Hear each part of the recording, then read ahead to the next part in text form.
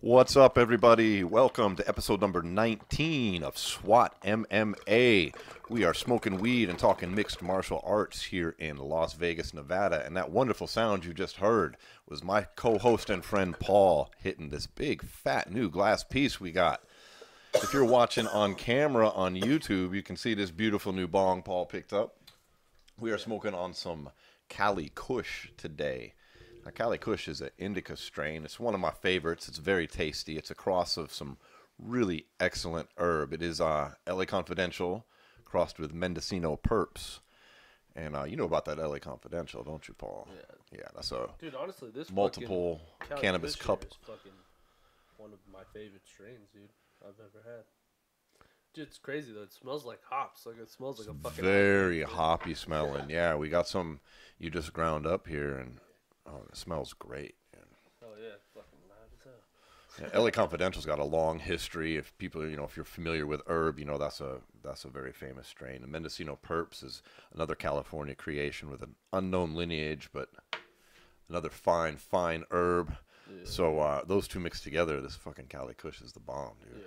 Absolutely. Then I picked up this bong over at Ace's High. Ace's High, that's here in Las Vegas. Yeah, it's over off... Rainbow and Westcliff. That's cool. I like it. It's a color changer too, right? I can see it starting already. Mm-hmm. That's very cool. What is that? That's bigger than 1 foot. 18 inches? Yeah, something like that. I don't know. That's dope. It's fucking huge. I like it, man. It's dope as fuck. I mean, yeah, it's a dope place. You guys should go check it out. You're getting a pretty good glass collection going on. Hell yeah. And if you watch the videos on YouTube, you've probably seen we got a fairly changing assortment of rigs that make their way through here and other stuff, and that's all from Paul's personal collection. Except for this tiny little percolator over here. I thought this was good size, so we hold it up next to this big one you brought today, and it's kind of funny. All right. Also got a little bit of Tangie that we're going to be hitting in this episode as well, which is a sativa strain. So we're going to mix up the sativas with the indicas today.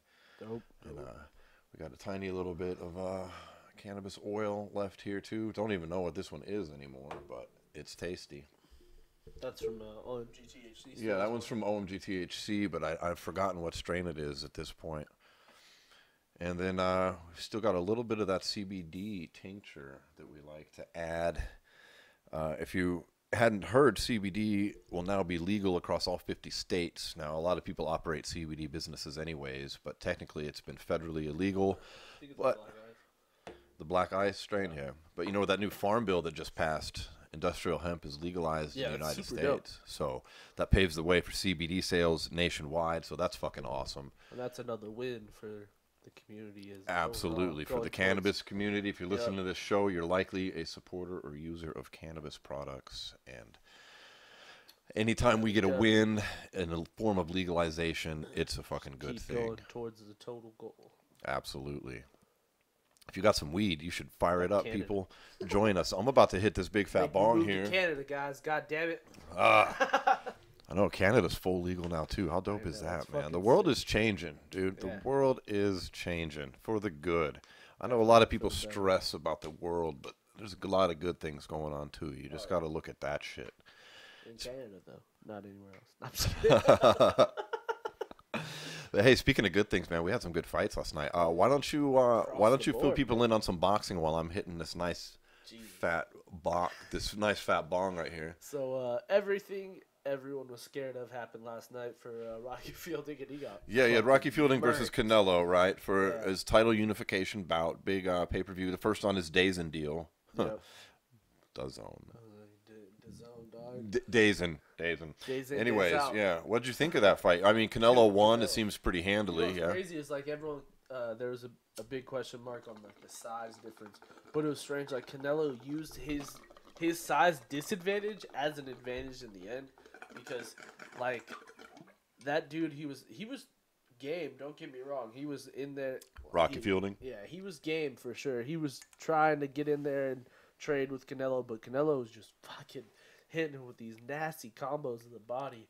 and just was dropping. He dropped him with, I think, 3 different body shots. Ooh, man, you know it's vicious when you get dropped with a body shot in boxing. His ribs were so swollen too. They were visibly swollen during the fight. Yeah, that's in the third round, dude. Probably got a broken rib then. I mean, if it swells up like that instantaneously. Or like some cartilage damage, one of the two. Either way, super painful. Dude, he got fucked up. Like, it was rough. It was a rough night. It was sad, though, man. What the fuck, man? The damn announcers during it, talking in the first round, they're like, yep, Rocky Fielding's got his wife, his 2 kids. They all love him. They're right there in the front row. Right in the front row. It's like, fucking shut up, dude. Yeah, that's brutal. You don't need to call attention to that when the man's getting his ass beat. Fucking fighting the #1 pound-for-pound fighter in the world. Like, get the fuck out of here. So Canelo won that pretty handily. Rocky, game champion. So you got to feel bad for the guy getting beat down like that right in front of the wife and kids, but he's young. He'll be fine. It's his second loss of his career. And there's not exactly any shame in getting beat by the best pound-for-pound fighter in the world. No shame. Zero shame. That sets up a lot of possible future bouts for Canelo. They talked about at the end, he said he wasn't too in a third fight with Triple G, but if the fans want it, he would do it, which everyone, that could always happen a third time, but we've seen that, and let's see something new. I mean, Danny Jacobs is in line. If freaking Jamal Charlo can win in his next fight this weekend, then that opens he up could possibly get Canelo. Yeah. That could let's just put it this way. Everything when it comes to boxing, it's all about selling the fight. And let's say Charlo goes into this weekend and has crazy performance, knocks him out, great fight, dominant, makes him look really good. Naturally, his promoter's gonna, sway towards the people that are gonna sell more. Right. They want to go with whoever's gonna sell the fight more. Absolutely. Yeah. And Charlo likes to talk shit too, so that's always fun. The Charlo twins are pretty exciting fighters, man. There's a lot of exciting possibilities coming up for both those guys, man. Dude, they're something to fucking deal with right now. You got the other brother fighting Hurt next. Yep. Obviously, he's got to win on Saturday too. Well, yes, he needs to win his upcoming fight as well. But boxing, you can schedule 3 fights ahead almost. Dude. Sometimes people are like, "Yeah, I'm gonna fight him, then I'm gonna fight him, and then I'm gonna fight him." Like Anthony Joshua last night was on the broadcast, and they're like, "Yep, I've got my April date set for Wimbledon State, or it might be Wimbledon or something like that." Wimbledon Stadium, Wembley Stadium. I mean, yeah. I don't know if it's there somewhere in England. It likely is. I got my date set, just waiting for the opponent. It's like, what? I know, coming from MMA, it's done so differently to what we're used to. Yeah, super weird. Just waiting for my opponent. Let's see what happens. But that's weird, man. I just don't see how Deontay Wilder can ignore the rematch with Tyson Fury and just go on and fight Anthony Joshua. I don't think he's going to. I think the commission should step in, or not the commission, but the WBC. WBC and make him. He that should be a mandatory defense against Tyson Fury because that's a fucking draw. I agree. It's a draw. How do you not run back a draw right away? You have to. It's a draw. I mean, maybe that's also me in MMA thinking a lot of people move on from draws, but at the same time, I think you should run them back right away. It's in my opinion. I think you should too because it was such a tremendous fight, and it's only going to probably sell. Any fight that ends in a draw is going one of two ways: either it was super boring or it was one of the best fights you've ever seen. You know what I'm saying? Right, exactly. Those are the only two ways draws can go. And Tyson Fury, they should seize on that. I don't think Anthony Joshua is going to fight either one of them. I think it's just talk. Here's my one problem: is I do think Tyson Fury loses the rematch. You think so? Yeah, because on that night, don't get me wrong. It was a great fight, but I think we saw our best Tyson Fury and not necessarily our best Deontay Wilder. I don't know. That was only his third fight back. Well, no, don't get me wrong. Don't get me wrong. Tyson Fury still has a long way to go, and he could definitely put together that performance again and possibly win the fight. But I'm just saying, looking at it throughout history, when someone puts on a performance like Tyson did, where they're just like, no one can even understand how it's happening. Like, it's like, oh my God, he just, so motivated that sometimes going into that second one, you're not as motivated because you just did everything you said you were going to do and you really have nothing else to prove. You just, at the end of the day, it ended up in a draw. You never lost. It just... I see your There's point. no ending to the story. I understand what you're saying. In this case, I take the opposite viewpoint, though. I think that in a rematch, Tyson will beat him handily. That's just my opinion. I see the validity of your point, but I think Tyson comes in now knowing what to expect, knowing where he fucked up, and then really puts it on him. You know what the thing is, though? It's Deontay Wilder said it perfect. Tyson Fury has to fight 12 rounds perfect. Deontay Wilder, with the power that's in his hands, that's undeniable. He doesn't have to fight the whole fight perfect. Yeah, he just has to land a couple perfect punches. You know what I'm saying? That's what makes a guy like Deontay Wilder so scary, is because he doesn't have to. He's so unorthodox. He doesn't have to win the fight. He never goes to decision. Obviously, the only fight he ever went to decision was Severn, and he won that fight. Right, and he went back and knocked that guy out as well. Went back and fucking beat the brakes off him. He's literally KO'd every man he's ever faced, despite the one. Except for Tyson Fury. That's what's so scary about it, man. Is like, you don't have to fight. But can he? Can he knock out Tyson Fury? He couldn't do it this time.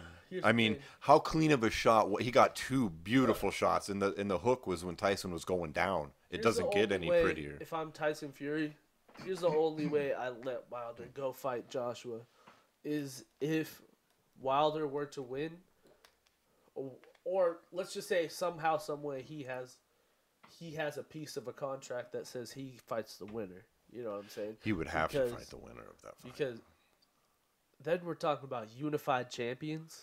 Right, because Tyson is still the lineal champion. Yeah. Which is, again, coming in boxing, and that's much more recognized. Like in MMA, it's just talk, but in boxing, it's a real thing. Other than that other guy we were looking at earlier. I can't remember his name right now. I'm sorry, I don't really know him, but he's the IBF or something like that. Yeah, he's not ever in the conversation. I forget too. We just got done smoking a bunch of weed. I forgot his name too, with all these fights that we're looking at before the show today. Yeah, but he's the only one that has the other title at heavyweight, and nobody in the heavyweight division really seems like they really care about him. So. He's 20-0 with 14 KOs though. Yeah, it means something. It means something. Yeah. So he's going to come into the mix at some point. Eventually, maybe just for one of those three, I guess. And it's cool to see all this exciting stuff coming on in boxing. Yeah. I'm digging on that. I like it a lot. Man, Anthony Joshua, though, was a little cocky last night, man. A little too sure of himself that he can get a win over both those guys. I don't think he beats either of these two. I don't think so either. I think both of them take him out. Too much, man. Yeah. I think he gets hit too much to win against Wilder, and he's not technical. He's super technical, don't get me wrong. He's obviously Olympic boxer. Right, there's technical, but then there's the things that Tyson Fury has displayed against first Klitschko and now Wilder. I mean, but yet awkward at the same time. Right, because he's 6'9" and moves like he's 5'3". I mean, 6'9", he has defense like fucking Floyd Mayweather. Yeah, Jesus Christ, it's fucking so crazy. Like, it's that fight was so beautiful. It was a great thing. I'm looking forward to it. That's what scares me about it, man. Like I said. When you put on performance like that, it's hard to go out and do that again. No, that's true. It's like getting struck by lightning twice, dude. It's impossible. I think Tyson Fury's that guy. I think he's the guy that can perform like that all the time. You see Wilder on Joe Rogan. He said yeah. He said he thinks fucking Tyson did some voodoo on him to get up. He said, I couldn't extend my right hand until like the 10th round. So I'm thinking maybe he had some voodoo shit going on. That gypsy shit going on. That's funny. That was a good interview, man. I like Deontay Wilder a lot, too. Yeah, here's the thing is, like, people look at Deontay Wilder in a bad way because of his promotion of the fight. And a lot of people did the same thing for Tyson Fury. But when you sit back and listen to those guys speak, those are a couple of great guys, they're real solid dudes, it seems like. I mean, both of them go... Like, obviously, freaking Deontay Wilder's super family, man. He has, 6 kids, 7 kids? Yeah, and he's got a sick daughter, the reason he started boxing. I mean, when you hear that story... And his story's ridiculous. He started boxing at age 20. Right. And got fourth in the Olympics a year after he started 18 boxing. months later, he's in the fucking Olympic team. Like, people don't give this guy the credit that he needs, and I hope that changes after this fucking Tyson Fury fight. And here's the thing. I'd like Tyson Fury, but if Deontay Wilder ends up becoming unified champion, he deserves the respect of everyone in America to treat him like a classic He should be heavyweight heralded champion. like the Mike Tyson of this era. I Tyson. don't understand why he's not. Ali, but fucking, you know. is all it the because great he heavyweight fights champions. awkward? I mean, is it because like if you compare his style to Tyson, like he's got the power, but he looks maybe- kind of sloppy. But what can you say? It works for him. Like Yeah, but you also got to think of it this way. In the last pretty much 2 generations, the heavyweight titles become more of a European Russian thing. You know what I'm saying? No, 100%. It's been controlled by the Russians and the Europeans since And Klitschko, what, 12 90? years, man. You know, Tyson Fury was 14 years old talking about, I'm going to beat that man, the current heavyweight champ. And then when he's 27, the guy's still champ. I mean, yeah, it's been tied up with the Europeans forever. So how long ago did Lennox Lewis win it? Oh, dear God, dude. A long time ago. Did you see There his hasn't old been Did an you see his American old man champion ass since since Lennox then? Lewis, has there? Not that I'm aware of. Not a major title holder, no. That's what, I mean, I admit that I'm coming back to boxing after taking some time off. You know what I mean? Like, yeah. with the things that happened to me, I decided to not pay attention to boxing for a long time, and I got so focused on MMA. But now, obviously, we're coming around to we're writing the calling for Slugfest. Like I'm been back in training and stuff for a while now, and things like that. Boxing is like in a renaissance right now. But yeah, it's on its way back. It's What's exciting great, to though, see, is, like, man. I like how now people have a more of a respect for everything. Before, like earlier in the days of when boxing was kind of dying down and UFC was kind of MMA, UFC was trying to kind of get big. People started comparing them so much, and it started being such a these guys versus this guy thing. Now it's more of it like this is just the fighting community. You know what I'm saying? And that's what I like about it. You know what I'm saying? It's much better. I do too. It's much more of a community of combat sports these days, which is People are cool. more just like, you know, it's like, oh, you watching the fights, whether is it a UFC fight or a boxing match? You know what I'm saying? And so it's like more people are open to everything. Where before it was like people who were in the boxing world were like, nah, that's they kind of were going towards how a lot of senators were like, oh, that's human cockfighting. You know what I'm saying? Like it's like weird. You know, they can say what they want to say, but I think the McGregor-Mayweather fight changed a lot of that shit, for people it was after it happened. It was all the people that were, and a lot of people don't talk about it because a lot of people love Mayweather, and a lot of people love Conor, and a lot of people don't give each other respect. But that was a real good fight by both guys. Like Conor showed things that most guys wouldn't have been able in that short amount of time. And then Floyd also showed that no matter how old he gets, he's still fucking Floyd Mayweather. And there's nothing you can do about it at the end of the day. Can you believe there's still people that think Floyd carried him through that fight for entertainment value? That's such a ridiculous statement. I don't know if he carried him. That's a little much. I think he more... That's a ridiculous statement. More no professional fighter is going to do that. And Floyd's not going to... Floyd is not going to give Conor rounds any more than he gave everybody rounds in the beginning. That's ridiculous. Punches? From a notorious power puncher. No pun intended. Yeah. Like... that's just hater talk. I mean, it's absurd. But boxing is making a strong comeback, and that's cool. And we're glad to be a part of it. We got some things going on behind the scenes that people need to realize. That's not fucking carrying someone through a fight. That's making someone wear themselves out and then taking advantage of them. Well, Floyd always does that. That's classic.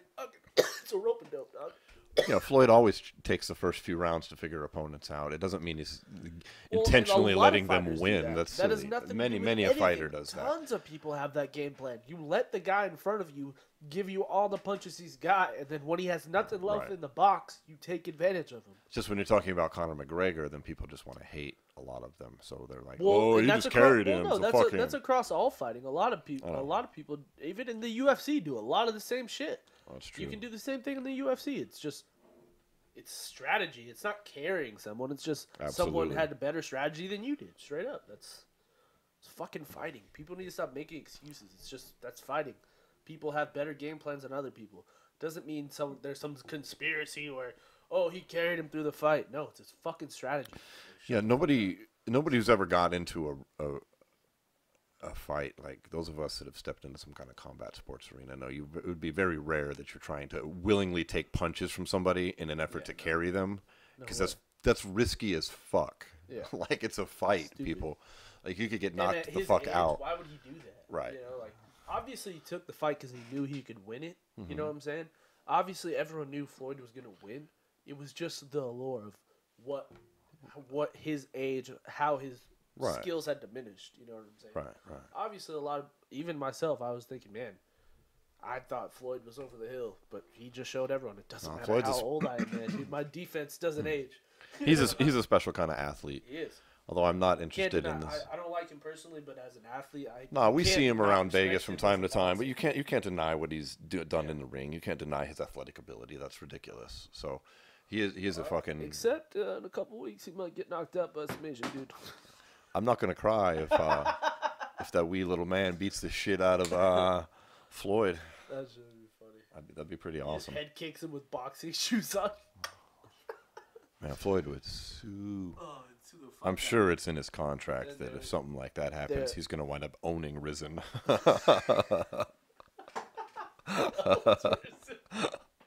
Floyd Mayweather going to get head kicked, knocked out by tension out there, and then he's going to, a year and a half later, through court, he's going to own Risen for suing him, right?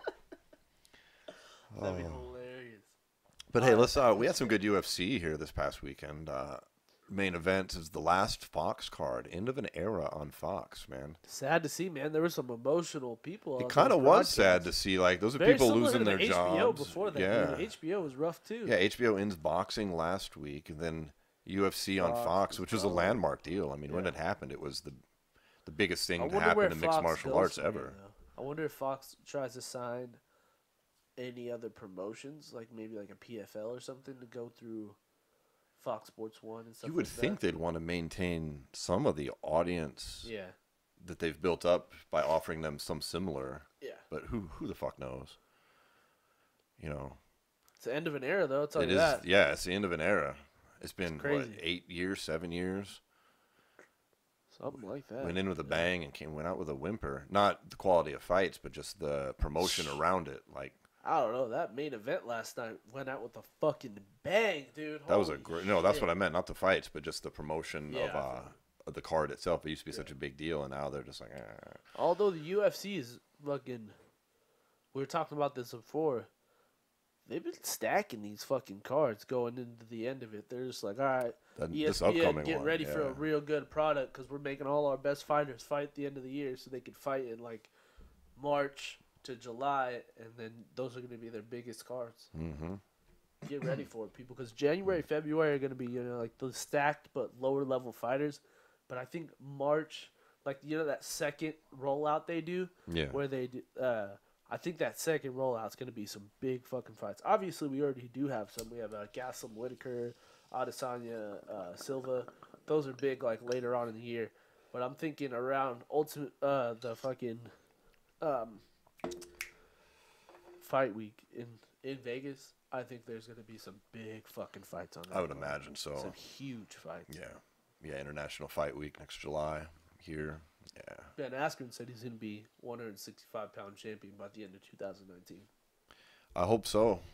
I just hope that class is available, and that they get rid of flyweights. Like, we all seem to be on board. This is happening, so let's do it. I hate to do that to people, but it's the numbers are there, and people. I hate that people are like now they're like all worried about like, oh, why are you doing that? Why don't you watch them then? All you had to do was watch them, and they wouldn't have done it. Like, I know, and I'll talk that shit. I hate to be on Data's side because I'm never really on Data's side, but on this one, you can't not be because he's like, he's like, what do you mean? Why didn't you guys ask me these questions months and years ago when these guys were fighting and no one gave a fuck? No, that's true. But hey, I watched them all. I watched all the fucking fights. Everyone loves to pretend like they give a fuck about everything, but that's the way it no rolls. one gave a fuck when they were fighting. Well, hopefully they'll wind up somewhere good. Let's talk about last night's main event, though. We had Iaquinta, who was ranked number 8 lightweight in the world, coming off his loss to Khabib on a one-day notice, and then we had Kevin Lee. Kevin Lee was number 4 lightweight coming into that fight. Yeah, Al was definitely living to the Ragin nickname. He winds up winning decision, but I thought it was a very clear decision. Kevin, I love the guy, but he's acting a little upset and shocked and disbelief. But, dude, it was clear. It was quite clear. I'm sorry. This is nothing against Kevin's camp, but I think he needs to get out of there.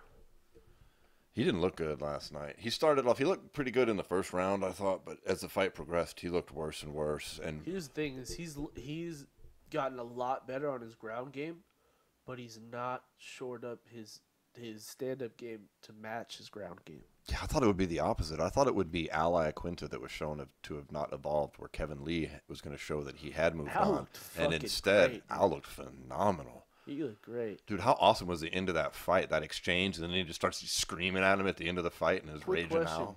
Is there such thing as defense in these main events anymore? No. Like, last weekend, just like straight 300 strikes in the face with his hands down. Then Oh, no, Max showed good defense, good angles, lots of great angles. But I'm just saying, like, the loser of both fights, just like zero defense. Lee was just fucking standing right in front of him, just boop, boop. Oh, he'd wobble, he'd like reset, and just get hit again. It's like, what the fuck are you doing, dude? 1-2s like, from cover Al. up, like fuck. Like, Put you know that hands choppy up. right hand is coming. Dude, I'll give him this though. Al's got a very unique like striking stance. It's almost like a wrestling stance, but he's got one hand down. Yeah, it works great for MMA. I mean, a boxer's going to look at that and be like, this guy doesn't know what the fuck he's doing. But no, that works for mixed martial arts quite well. He's using that to his advantage. He's got some hands, dude. And he's got some hands, man. I wasn't expecting that. I like Al, too. I like both those guys, but I really thought Kevin was going to. No wonder he's a real estate, dude. He's got 2 houses for He'd be building them houses with those bricks in his hands. Dude, I thought he was gonna put Kevin Lee away. I thought he was. It looked like he could have, but then he chose not to. Like he looks like he could have pursued it. I was like, what is he doing? Finish him! And he just like he remained patient. He was like trying to embarrass him, kind of. I don't know. It seemed like at the end of the fight he was talking shit. What's up? He was talking shit. That was dope. But he was respectful afterwards. Lee was a little. I didn't like that interview with Kevin Lee afterwards. I don't like that's cringeworthy. Don't do that. They don't need to interview. Don't do that. I don't even like it in championship fights. They tend to interview the loser. I don't like that. But I kind of get it in that regard. But don't just every time it's a main event interview the fucking loser. Please stop that. And don't make it seem like there's more controversy than there is, because when you let him jump on there and say there's controversy, then it plants the seed. Yeah, exactly. And then some hoople heads are gonna fucking run with it. It makes him think that people agree with him because you interviewed him. You know, like why else would they interview me if there was? There was no controversy. No controversy. Yeah, there was no controversy. He got beat up. He got too focused on that body triangle and that choke. Too focused on. I think he shot his legs out by the end of the. Dude, let's talk about Al for a minute. This dude. I mean, let's talk about him versus Khabib versus. Compared to Conor versus Khabib, like he's brought it up a lot, but there's something to be said there. I mean, it's MMA math, but he performed way better in 1 day notice than Conor did with a full camp. That's undeniable. Like he was giving it to Khabib in the 4th round. Yeah, but hey, I mean, it was a clear loss for Al, but I'm just saying it was a 1 day fight. Here's the thing. How good is this kid? Here's the thing. You can't do MMA math in a division that is riddled with different styles. You can't do MMA math when you have Conor, who's more of like a kickboxer, sort of. And who admittedly fought a terrible game plan. Yeah. In that fight. Then you got Al, who's more of, I don't think Al can beat Khabib, but how do you think he fares with a full camp focused on Khabib Nurmagomedov instead of, I can't remember who he was originally scheduled to fight. You got Paul Felder. Felder, yeah, that's right. I don't know, dude. It's hard to say. Or do you think to match him against, like, say, Tony Ferguson? What if Khabib gets a fucking year suspension here? Or even 9 months? Or give him do Pettis. Anthony Pettis versus Iaquinta. Justin Gaethje called him out. Yeah, I saw that.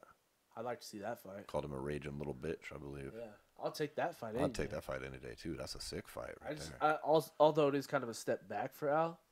Almost, or just kind of a fight where 2 guys are very on the same level. You know what I'm saying? Yeah, Gaethje, they're very. Like, I don't even know who wins that fight. They're real.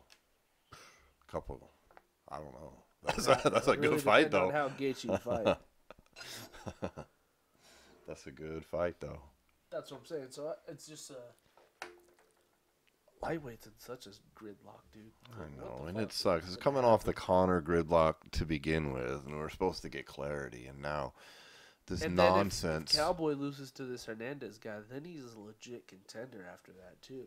So then that just throws another fucking. Another wasted career. Yeah, folks, man. listen, and if last episode we talked about we'd have some clarity this episode for the lightweight picture because of the December 10th Nevada State Athletic Commission with Khabib Nurmagomedov coming before them, and instead it was pushed back to January now, and once again we have nothing. And legally, neither of these two men can be booked in fights, so there's absolutely no clarification. Conor can't be booked in a fight. Khabib can't be booked in a fight. They can't verbally agree to fights. They can't do shit, or they risk getting in trouble. So we're just sitting here going, though, right? yeah, but the UFC is not going to risk their relationship with the commission by going and trying to book one of them in Japan just to book a fight. Not right now. Russia. And they ain't gonna do it. They like to maintain. They like to maintain that relationship. Fucking Russia over here. Smoke some more weed, Paul. But that was a good fight. But Al stepping up as I don't know what of a contender. What if Max Holloway jumps up and wants to fight Ferguson? I like to see him and Al. Max Holloway versus Al. Really I'd like to see a lot of fights, but who knows what the I'd like fuck's to see gonna Max happen. Holloway just fight. I'd like to see the lightweight division just do like a weekend pride tournament, like just to get some clarity in this bitch. You think Edson Barboza's back in the conversation now, or is that just a good performance? 100%. Okay, so that was the co-main event last night, folks. We had Edson Barboza versus Dan Hooker. Here's the thing, though. Edson Barboza, for the last two losses, it just really showed maybe that he was in the wrong camp because he switches up to American Top Team, puts on another classic Edson Barboza performance, you know? Looking like the Edson Barboza of old that we all knew before. Yeah, I was ready to write him off as like you should go to Bellator. And everyone was ready to hop on the Dan Hooker train as well because Dan Hooker, don't get me wrong, he's not going anywhere anytime soon. No. But he's not quite ready. He needs a couple more fights, maybe. He's got a lot of heart, though. He took a beat hell down yeah. and kept on coming. Kept it going. Yeah. Kept on coming, people. That's the a guy tough was gym, getting man. hit with all kinds of shit. And just he kept trains right with on killers coming. out there, man. So, you know, he's bred in situations like that every day in the gym, you know what I'm saying? So, you know, from here on, it's just this continued. I don't think Edson Barboza's back in the top 5 to talk. Not top just 5, off that, definitely top 10 though. Top 10, yeah. I mean, honestly, he needs another dominant win like that against somebody ranked a little higher than him. Yeah, which would be good. But here's the problem, it's though. a good performance. He'll never beat Khabib. That's the problem. No. That's why I'm saying you can't compare matchups in this division because there's certain guys in this division that are just not going to beat other guys. Right. You know what I'm saying? Like, Al's probably never going to beat Khabib. Barboza's probably never going to beat Khabib. Conor's probably never going to beat Khabib. You know, probably not. Their styles. Tony probably can. Yeah, Tony's got a sick ground game, and people. Kevin might be we able don't to see beat a lot. Khabib Kevin's just a based really off good the wrestler. ground game. Yeah. If Kevin on his best day could probably beat Khabib, maybe at 165. I think Kevin Lee's cut too much weight. Yeah, man. he looked huge in there against. He's looking Iaquinta rough in the last later night. rounds too. The same thing happened against fucking T. It Ferg, could be man. that weight cut because he is a big dude. I mean, I've met him, stood next to him, talked to him before. He's like a big, small dude though. It's weird. yeah, like he's only 5'10", He's only 5'10", but he's thick as fuck. man. Yeah, dude. he's thick big as fuck.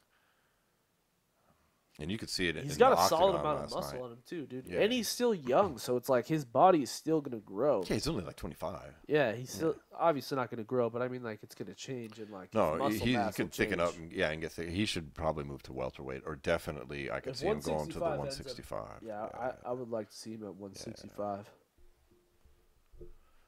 But like I said, man, 55 is in a weird spot because now you have all these guys who are coming off wins and not. It's weird. Well, hopefully this next. Maybe we see like Kevin Lee, maybe Pettis next. They're both coming off big fights where they lost.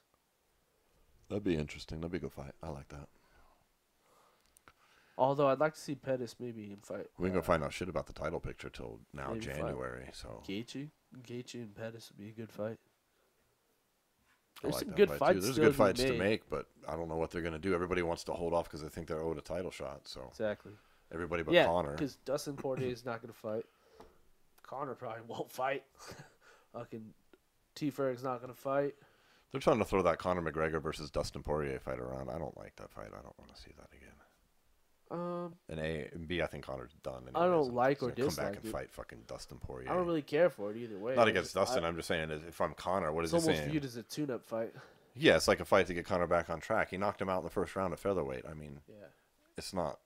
Although, don't get me wrong, Poirier has definitely improved since then. He's gone 8-1 since then. Moved up to And lightweight. Conor's definitely got worse since then. Yes. So who knows? I don't know. Conor with a full focus camp. Is that even Not with John possible? Kavanaugh. With a possible another coach from Straight Blast still. Just a different coach. We'll see. Like, let's say Owen's just his head coach now.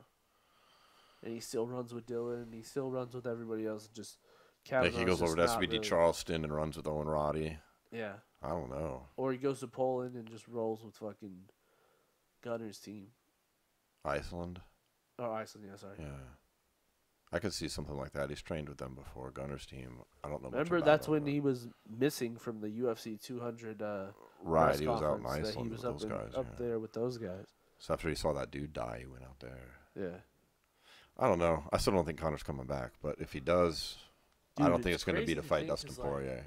Conor just was one of those fighters that just was not here for a long time, but here for a fucking good time, dog. And he fucking had his good time. Now he should. Yeah. I almost don't really care if he comes back at this point because I don't. I think his best days are behind him. So do I. He's not. Unfortunately. The fire ain't going to burn like it was burning before, and it never Yeah. will. I mean, it could. There's still a chance. God, He's it still a was bright. high-level athlete. He knows how to do it, is what I'm saying. He's still a young guy. He knows how to do it. But obviously, there's other factors that bring him away from it. But if the hunger is there, and I think it would be there for maybe a DS3, Yeah, that's a much more likely. that would make him get up for it and actually fucking... Because he knows what he's got to do to win that fight. Especially if Diaz had fought Poirier and won convincingly, Yeah. like it was originally scheduled. Yeah.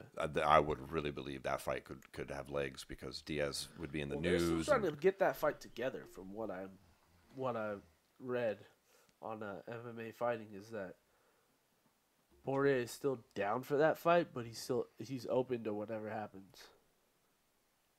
But obviously now with all this talk about Conor, he'll probably either wait out for a shot or Conor. I guess we'll have it figured out in the next year. Next year, yeah, fuck. But we do in 2 weeks have a good fight card coming up, like a real stacked card. Yeah, stacked from the fucking Oh, it's the John fight Jones press versus prelims all the way up, dude. Alexander Gustafsson 2. John Jones making his long-awaited return. This is for the light heavyweight championship. So is Alexander Gustafsson. And Gustafsson's been out for about a year as well. For those of you that may not know, they fought once before 5 years ago, which was a split decision win for the champ, John Jones, in a fight that, Some believe is the greatest heavyweight fight of all time, or light heavyweight fight of all time. yes. And it's come out later that Jones admits to not taking it very seriously. He was partying, doing a lot of coke, etc.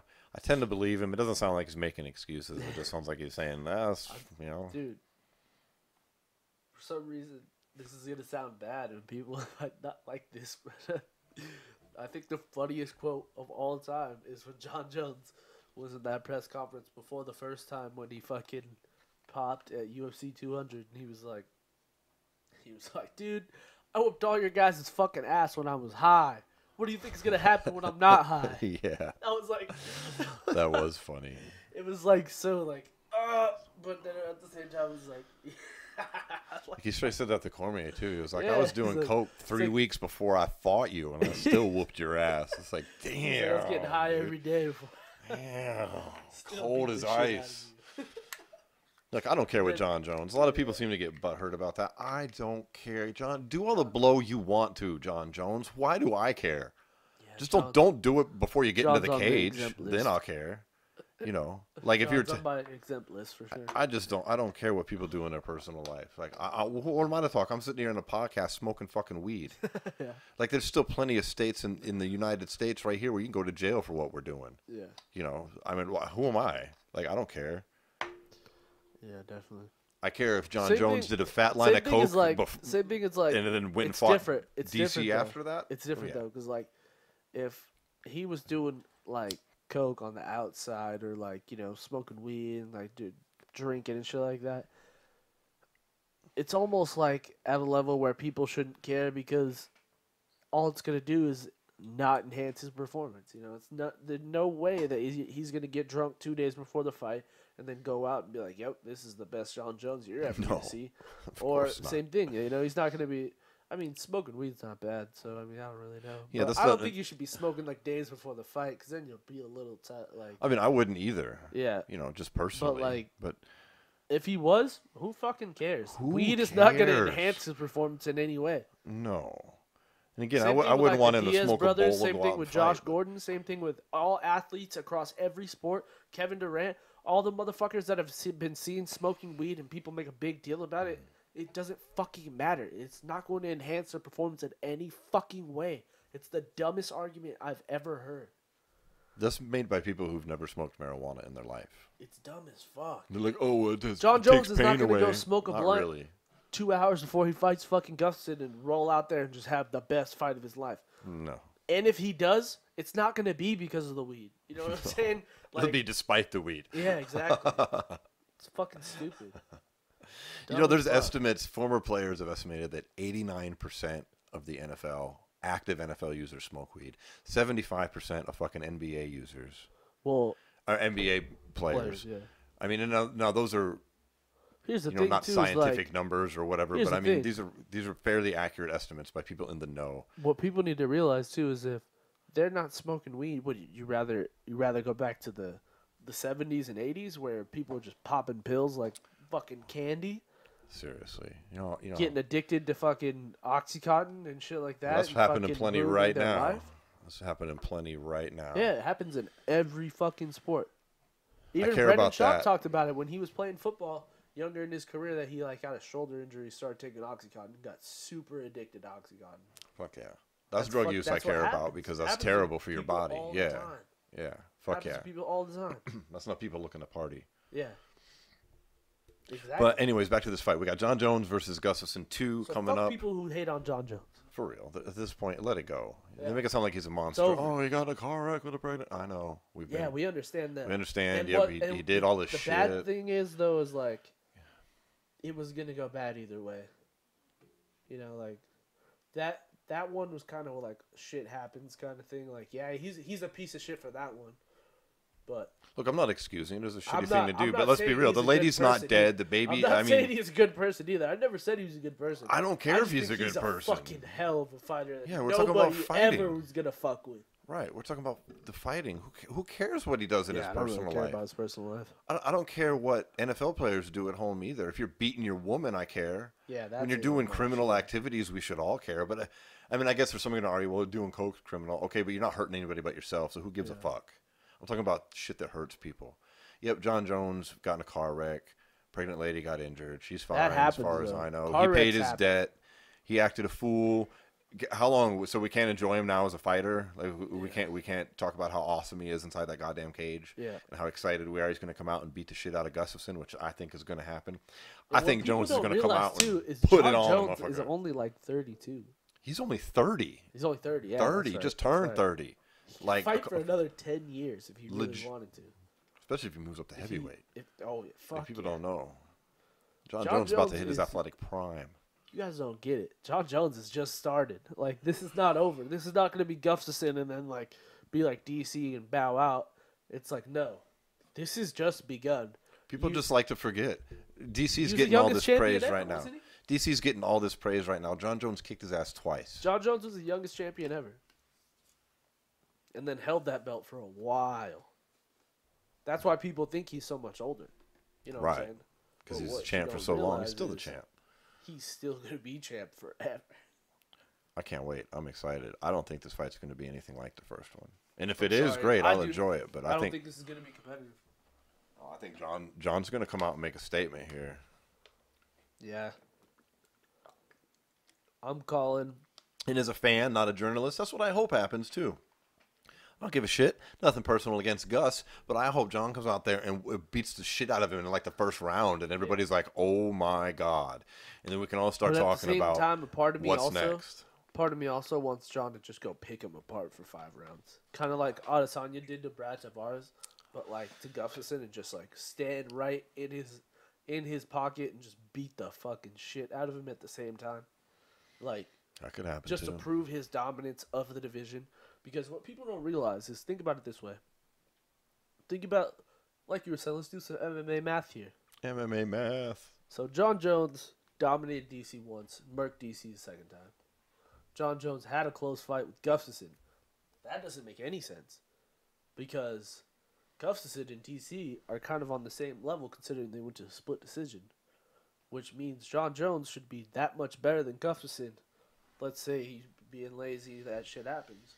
Any fight could be close any day. So what the fuck is... Very similar to the rematch with Daniel Cormier. Let's say John Jones this whole time figured out what Gustafsson's weaknesses are and saw all the shit he was doing that was wrong. That's what I think. And just put together one of the best game plans anyone's going to watch, and he's going to go out there and expose every single weakness. John's a very cerebral fighter. Yeah, absolutely. His fight IQ is off the charts naturally. I think that's exactly what's going to happen. He likes to do that kind of shit anyways. Yeah. I'm excited to see it, man. As a fucking fight fan, how can you not be? People got to put personal shit aside, man. These are fighters. We don't do this in any other sport. Quick question. This one's a good one, too. So, John Jones wins the light heavyweight championship on December 29th. Yes. On January 1st, the pound-for-pound rankings come out. Who's number one? John Jones. Or Daniel Cormier. John Jones beat Cormier twice. How could they have him ranked above him in the I'm pound for asking pound? you in the idea of what do you think it will say based on how the UFC ranks their fighters. Well, the UFC doesn't rank them to be technical. It's a board of absolutely journalists nobody's ever heard of. It doesn't matter. Who do you think they put it as number one? John Jones. I don't see how they couldn't. How could they possibly not? Because they don't have him there right now. Well, I don't know. I mean, I don't understand why they don't have all the respected media outlets doing the rankings. I don't understand. I'm not trying to talk shit about these guys, but I've looked at that list sometimes, and I mean... Well, here's the deal. How can you take John Jones off, who hasn't fought, because he hasn't fought in so long, but then you still have Nate Diaz in the top 10 of lightweights? Nate Diaz, who was once removed for quote-unquote inactivity, that was for a much shorter period than his current stretch of inactivity. Yeah, exactly. So, how can you take any of these guys seriously? Fucking UFC, I guarantee you, go on there right now. I bet you Sage Northcutt. Damn, son. I bet you Sage Northcutt is still ranked. Sage Northcutt is removed from the rankings for sure. I do know that one. I doubt it. No, I looked. You checked. I did. Because that's a bonehead move they would pull, dude. It is. Well, what about Chris Cyborg versus Amanda Nunes in the co-main event for the featherweight championship? So we both got Jones. Then. Oh, yeah, we both think Jones is going to come out and decimate him. Right. Then we got a champion versus championship fight. The 135-pound female champion versus the 145-pound. And the 45-pound belt is on the line. I don't know. This Amanda Nunes is the 135. Chris Cyborg, the 145. I think Chris Cyborg's ultimately going to win due to size difference. Still, she's a very large woman. It's another person I've met on many an occasion. The first time I met her was prior to her UFC days, and she was even bigger than, I just saw her, 6 months ago. But the first time I saw her was 4 years ago. And it was when Tito was her manager, remember? Yeah. And she stood next to me in one of those, a wife beater tank top, you know? Yeah. She was so big. Damn. I was yacked. What the fuck? She's not that big now. Yeah. But she was obviously out of competition. She's had to slim down. She's had to slim down a bit. The UFC obviously was making her make 140 at one point for no apparent reason. Yeah. She's doing those crazy catchweight fights and everything. But yeah. I think their skill levels are pretty equal, but it's going to come down to size. I mean, Cyborg walks around 180. I've seen Nunes in person too. I've talked to her. She's not large like that. And when you have two fighters of equal skill, when you have two fighters of equal skill, let's take that back. I was about to say it. You're like, don't say it. I was gonna say it. I was gonna say, shut the fuck up. I was I know you were. I could see it in your eyes. I'm like, no.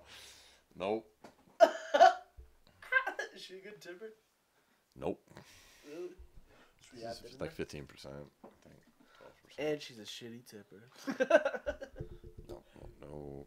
Cyborg tip's good, though. Oh, yeah. You're fucking waiting on both of them, huh? Yeah. Damn, dude. Yeah, but I don't want that. Who do you really got then? No, I think Cyborg's going to win. All right. 3, 2, 1. I mean, when you have two fighters of fairly equal talent levels, and then it just kind of boils down to size differential in a lot of these cases, and I think Cyborg will ultimately impose her will. Doesn't mean Nunes can't win, but I think she's got a decision. I don't think it's going to be a knockout or anything. I'd like to see, as a fan, I'm rooting for Nunes, though, because I think that would kill off the featherweight division. Cyborg would go to Bellator, where she has like real competition, at least ladies her size. Think she's dipping? Yes. I don't think she likes the UFC very much, and I think it's kind of a mutual feel. I mean, they have a division that still can't hang with her. They can't feed those girls that just came off tough to Cyborg. That'd be brutal. I think it depends. I think if Cyborg holds on to the title, she'll stay. If she loses, she's gone. What do you want as a fan? Like, what's your prediction on that fight? I don't know. I go both ways. I go back and forth, man. It's a tough fight. I mean, they're both tough Sometimes ladies. They're both tough fighters. They're both great fighters. I can see Cyborg just murking Nunes, but at the same time, I can see Nunes surprising Cyborg with her own punching power. Yeah, she hits hard. Where Cyborg really is, although she trains with some real high-level strikers, and she fought Holly Holm, but I think Amanda Nunes almost has heavier hands than Holly. Ooh. Heavier hands than Holly Holm? Yeah. Yeah, she might. She might. Pretty darn close. Yeah. And fucking Cyborg hits like a goddamn Mack truck, so I don't know. That's the thing. Here's my thing: is if Nunes can stay out of the pocket and not get hit with big shots, I think she could get out of there with a decision. Yeah. It'd be a good fight, man. Either way, it's a good fight. But then again, I could also see Cyborg just blitzing her and knocking her out.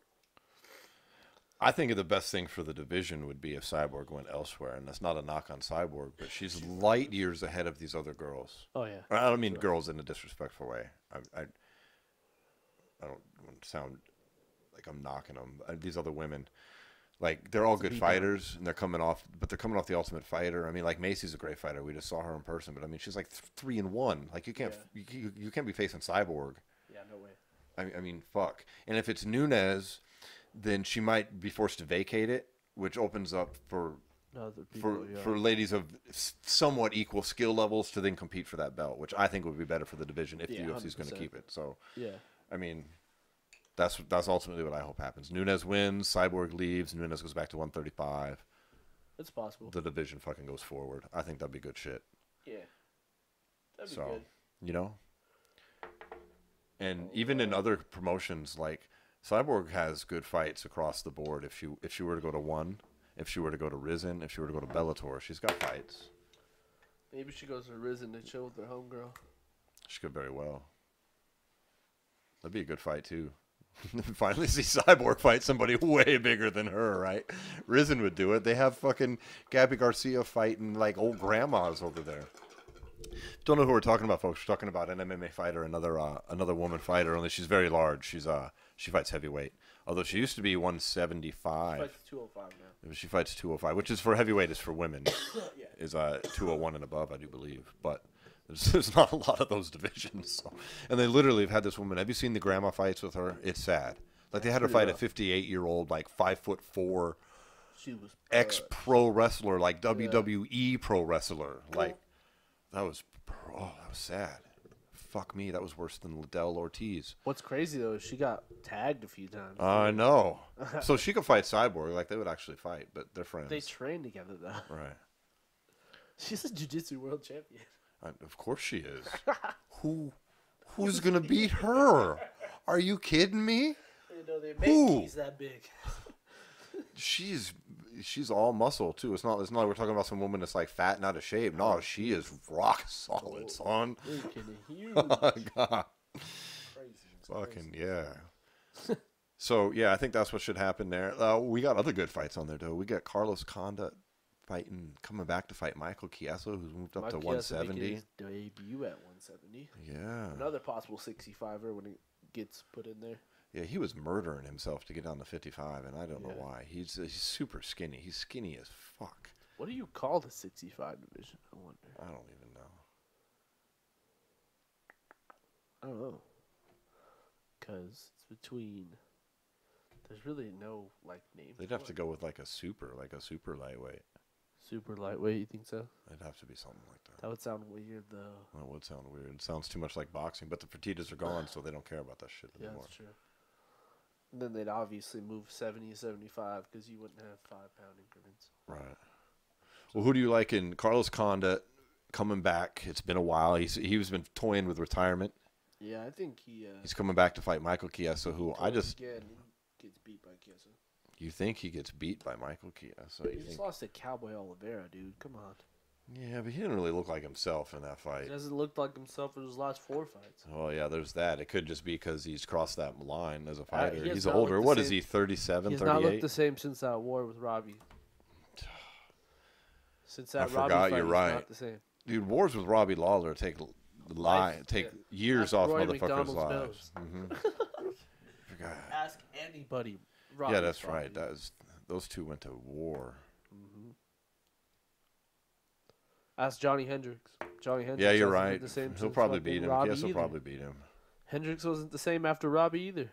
No. Robbie fucking chews people up and spits them out, dude. That's why you got to worry for Ben, but Ben's a beast, so I don't worry about him. Yeah, because those also took some years off of Robbie. Yeah. There's no doubt. That's true. So RDA took some years off of Robbie for sure. We got a good 205-pound fight on there. We got Ilir Latifi fighting Corey Anderson, the tough winner. I think that's a number 5 versus number 8, something like that. Yeah, I think Ilir gets it done. I think he does. He's a bit shorter. He's got a height differential, but he's a lot thicker and more solid. And he's got some mean takedowns, man. He's got some bombs too. And he's got some thunder in his hands. Yeah, I like Ilir. I do too. I think he'd probably knock him out. I mean, Corey Anderson's wrestling, as you know, is pretty up to par. I mean, he's got wrestling chops, but Latifi's squatty and powerful and hits like a fucking Thor. How about we got Chad Mendez in the featherweight division making his comeback after second fight, yeah. Fighting Volkanovski though, yeah. Who's starting to I'm make gonna a hit this name for himself, ginormous man. fucking bong here. Although here, I think this is kind of just like a belated trip back up to the top 2 for Chad Mendez. You know, Chad Mendez he's always going to be in the mix. You know, he's one of those guys that he's kind of very similar to like Cowboy, where he's like never really going to be out of the top 15. Cerrone? Yeah, he hasn't really lost that much either. He's lost. No, and I mean he's been out 2 years. He's had one fight in 2 years because of that. He got suspended. He got suspended for a USADA violation that he claims was for. He did roids. Yeah, he claims it was with his eczema cream, but I don't know how legit that is. There are hormones in eczema cream, but roids. That's a shady fucking. What people said he was doing roids. He looks kind of like he was shooting them deers, pulling out a syringe, and just taking Popping the his bone ass. marrow out of the antlers and shoving it in his ass. With TJ Dillashaw.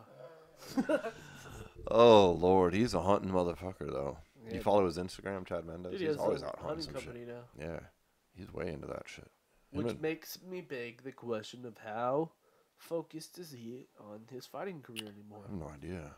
He's another one of those guys getting up in the years, and he's had some big legacy fights where he's won some, he's lost some, and he's made a huge household. He made a household name for himself with the first 2 Aldo fights, and then really put an exclamation point on it by almost beating Conor and taking him. I mean, who knows what would happen if he had a full training camp? Obviously, we'll never know, but it was a good fight he showed against McGregor during the heyday of Conor. Yeah. So, I think this is kind of a legacy fight for him right here. We're gonna see if this is just gonna be Chad Mendez he's just kind of the gatekeeper to the top 5, or is it going to be Chad Mendes? Is he making a run? Is he going after another run before he calls it quits? Well, that'll be interesting to fucking see. Personally, I'm hoping he's going for a run. Yeah, I'm taking Mendes for sure. I'm taking him by second round TKO. Second round TKO. I'm not going to predict a round. I'm going to take Mendes, though. I think he gets it done. Yep. I think he gets it done. And Andre Arlovski making his return to the cage for shit. It's got to be his 20th fight in the UFC. Former heavyweight champion Andre Arlovski versus Walt Harris. I think he gets it done. Harris or Arlovski? Arlovski gets back in the win column for sure. I could see him KOing Harris. I think that's just the right kind of guy for Arlovski to get back on track with. Harris has been teetering on getting released. And then Arlovski's been getting beat up by the up-and-comers, so it's a good fight. It's a good fight. Maybe Harris it's a fun fight. Well, I mean, it's a heavyweight division, so literally anything could happen. Arlovski could get KO too, but I like him as well. I think he gets it done against Walt Harris. And then got Kat Zingano. Got Kat Zingano at featherweight, the aforementioned. Now, Kat is a great addition to the featherweight division. She can make that weight easily. She's not one of these much smaller bantamweights. And Megan Anderson is a legit featherweight. She's a large. I don't mean large. She's tall. She's not another bantamweight blowing herself up to make featherweight. She's a real featherweight coming in. Yep. I'm excited about this fight too. This is her first fight since Holly? Or second fight? Anderson? Yeah. First, I do believe. Damn. Well, this is not a good fight to have after Holly Holm. No, Kat Zingano is a beast. Holly Holm dominated you on the ground. I could see Kat Zingano going straight to the grappling game. I would hope so. I hope she shoots in there, takes a leg, and gets it done. Yeah. Then the long-awaited return of B.J. Penn. Oh my God, B.J. Penn. B.J. Penn, UFC Hall of Famer, who is how old is B.J.? He's another one of these guys that you think he'd be 45 years old, but he's only like 37 or something. Is he really? Yeah. I think he gets tapped. Ryan Hall, for those of you who don't know, is a jiu-jitsu wizard. Although he's a Ultimate Fighter show winner. Beast on the ground, but yeah, Ryan's he's the prodigy on the ground. Yeah, but at the same that time, was then. This is now. Yeah, exactly. And Ryan Hall's jiu-jitsu is like a new style, where BJ's is very traditional. It's literally a new style. Like he's invented a lot of his own shit. Yeah. Like he's his freaking his tailor-made for game is nasty. Yes, he's nasty. He fucking damn near heel hooked everybody on the goddamn on the Ultimate Fighter. And then I heard he couldn't get a fight forever because nobody wanted to face him with his jiu-jitsu. I mean, he had that fight against Gray Maynard where it was not fun to watch if you're not into high-level jiu-jitsu. And he kept trying to drop to the ground and get it there. And whatever. I think he's going to get it done against BJ, though, because he's not going to stand in trade. I don't know. I hope not. I hope he doesn't stand in trade with BJ Penn. At the same time, I hope BJ wins and he fucking just calls it quits. I don't want to see BJ Penn fight anymore. I haven't wanted to see him fight for a long time. Yeah. I mean, he's 16-12-2 now. That's crazy. Ryan Hall is 6-1. Yeah, BJ Penn he's approaching a 500 record with all this nonsense he keeps doing. I mean, he's a legend. He's fought You're BJ Penn. Okay, he's 39 years old now, so he is getting a little older than I thought. He's up there for sure. I don't know, man. Please stop coming back, BJ. Like, go compete in some jiu-jitsu tournaments, man. Just call it, dude. Jesus Please. Christ. It's pretty rough. I mean, then we got some big names on the Fight Pass. Oh yeah, the Fight Pass portion of the card. This card is stacked top to bottom. There. Yeah, Curtis Millender, Uriah Hall, Ryan Keller is on there. Yep. These are all, we got some 185ers there. Some of those guys. Those are all exciting fighters, man. Millender's huge right now. This Curtis could be another big performance for him. This could be breakout time for him. He's got those nasty knees, man. Yeah, he looked pretty sick last fight. I picked against him too, and then he came out and just put it on. I was trying to tell you about him, man. I know. Glad I didn't put money on that fight. I quit betting on MMA though. Yeah, It's too. It's not like our boxing column that you can read over at Slugfest where it's like, yeah, our boxing picks are almost perfect. Yeah, boxing's pretty clear cut. MMA, anything can happen at any fucking moment. It's fucking intense. Right. I think in our column you're 15-1 currently in picks, and I'm 12-4. 15-1, dog. Yeah. I wonder who I Not lost. counting this past weekend's fights, but Yeah. we'll find out. We'll find out what's up over there. But hey, we got some other MMA news, man. Outside of the UFC, dude, we got some pretty exciting shit. I think we would both agree. One Championship has finally got some sort of United States distribution. Yep. And Turner that's big. Sports. Yeah, that's big because they signed Sage Northcutt. They signed Eddie Alvarez. They signed Demetrius Johnson, the current best pound-for-pound fighter. They got Misha Tate. They got Misha Tate as with them. a vice president, whatever that means, but it's going to be some public relations shit more than likely. And good. She's a recognizable face. I like 100%. One. I'm glad to see him making moves. Yep. I wanna watch him on TV. I want to check the shit out. Now, what I've heard is that the broadcasts on TNT are going to be a 1 hour tape delayed, like put together special, and then they're going to have some live events apparently on the Bleacher Report streaming service, which is apparently part of TNT's network. Okay. So Bleacher Report's dope. They do a lot of good work. The only downside to that is as an MMA fan, that's asking us to pay for yet another fucking streaming service, because now we have to pay for ESPN model, Plus.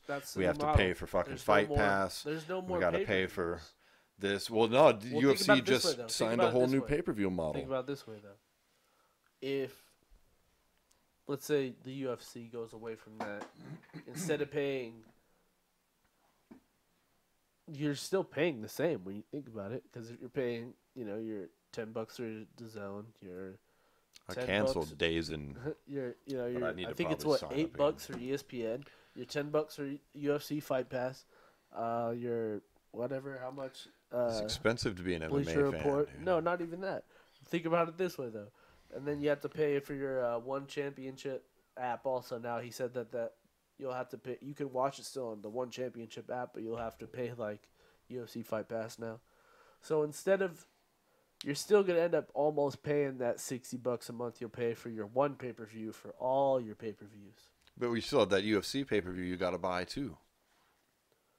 Because they're still doing 12 pay-per-views a year, just like last year. And they signed a new thing where they're getting a 70-30% split, so they're probably going to try and squeeze another one up in there. Fights on ESPN also.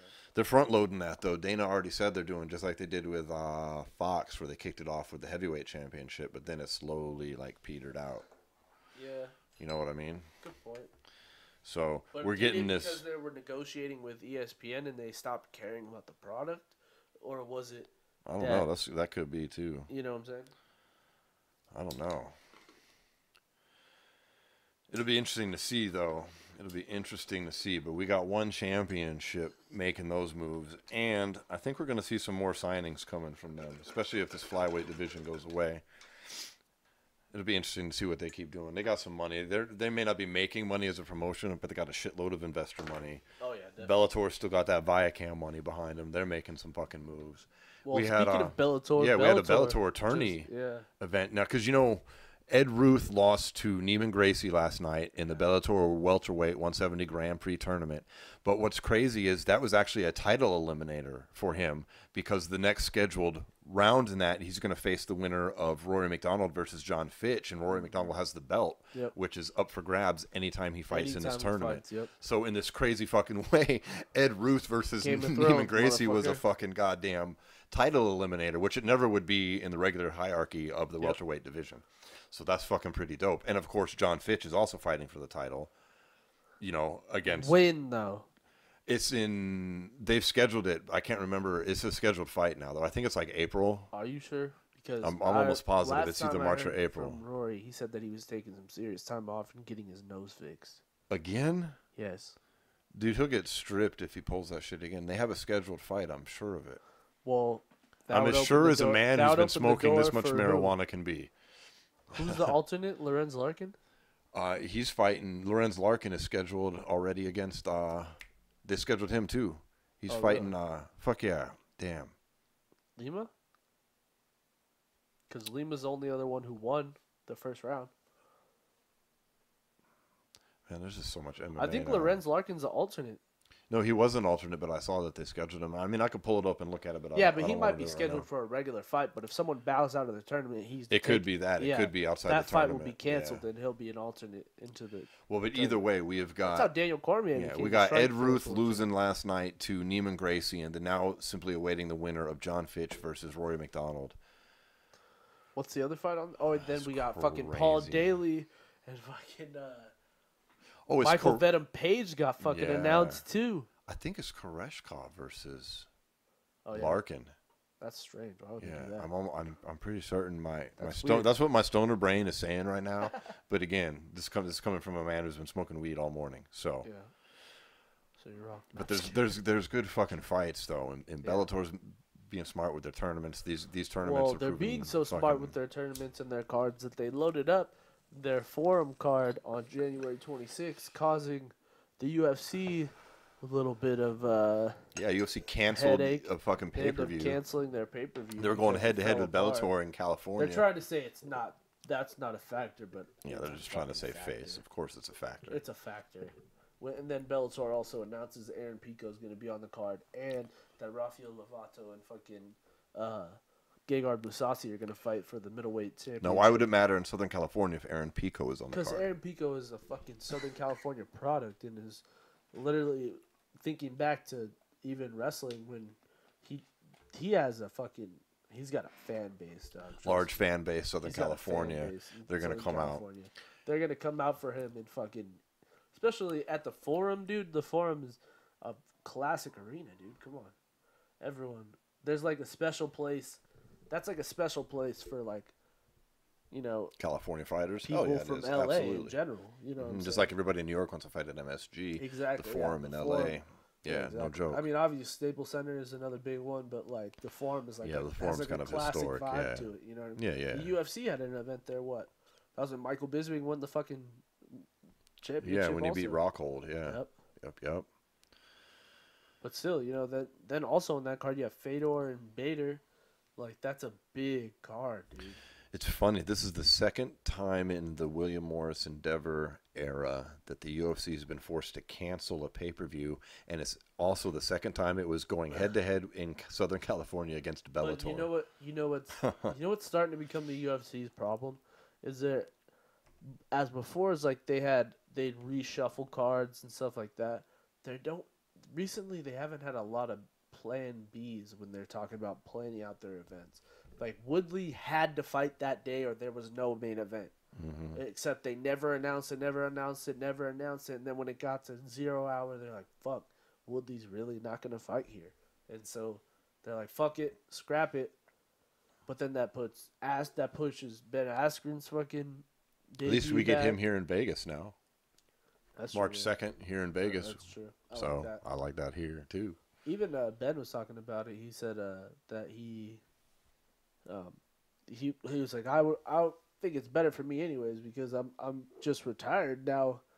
9 weeks later, have my first fight. I think it's better to have 2 months of a training camp and then go into the fight. Probably better for him anyways. Yeah, fuck it. He said he was down to do the Brooklyn main event. Yeah, he put that out. He had offered to save those events, but the UFC was Yeah, him and Marty.